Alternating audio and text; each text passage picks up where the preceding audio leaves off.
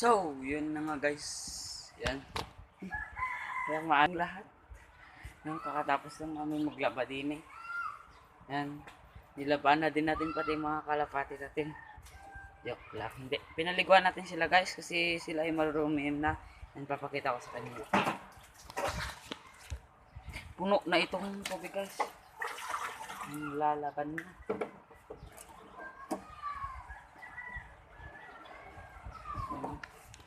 So, ang ating kinukuha ng kanilang iniinom. Yan. Tapos dito sila sa class guys. Yan sila. Oh, may na naman nag-comment sa atin guys. Yan.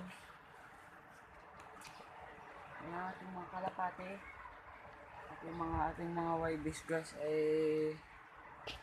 atin silang pinaliguan. Tapos nilinisan na din pala natin itong mga kulungan nila dito sa baba. Kulungan din dito sa baba. At saka dito sa itong baba dito. So, papakita ko sa inyo guys yung aking kinulayan na kalapati natin na dagit. Yan, ayaw naman na bumalik dun sa kanyang bahay kung saan man siya na katira. Eh, yun na. Pinuha na natin siya at pininturahan na. Yan, sige papakita ko sa'yo. Huliin ko muna guys. Yan guys, yun na siya. Okay. Ito ang ating kinulayan na ibon. Yan o. Philippines. Red yan sa baba niya guys. Red, yellow, and blue. Sinisimbolo nito ang ating ang watawat ng ating Pilipinas. Balik natin dito sa ating cage.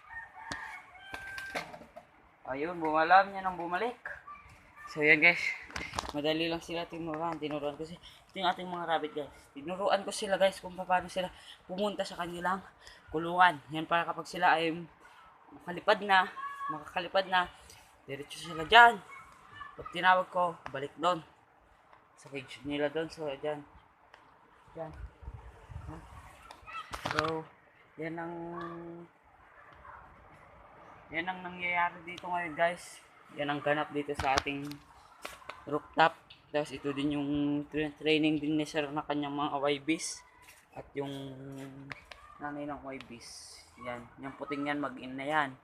Mag-inang dalawa yan. Mag-ina. Tapos ito yung mga YBs niya guys.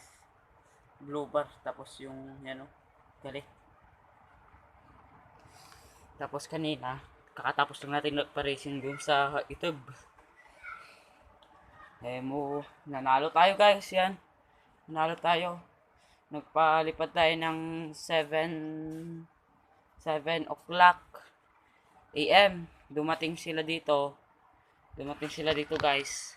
7:30. So 30 minutes lang yung kanilang nilipad. Yan kasi malayo-layo din yun.